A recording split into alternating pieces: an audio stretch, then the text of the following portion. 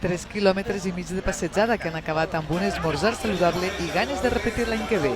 Pense, Déu mediant, que l'any que ve, si estic bé, també puguem fer un poc més de colla. La proposta naix de la Nau Gran, l'espai de la Universitat de València, on persones amb més de 55 anys continuen formant-se. Enguany el passeig complís 9 anys i ha desbordat les inscripcions. Una satisfacció per a mi com a rectora que hagin vingut de gom a gom des del Jardí Botànic, un lloc emblemàtic en la nostra universitat, històric també, fins a aquest edifici en tantíssimes persones. Me va dir la meva senyora que està fent un curs de psicologia en la universitat i me va apuntar i m'ha paregut molt bé. L'associació ATEM és enguany la destinatària d'este acte que ajunta cultura, esport i solidaritat.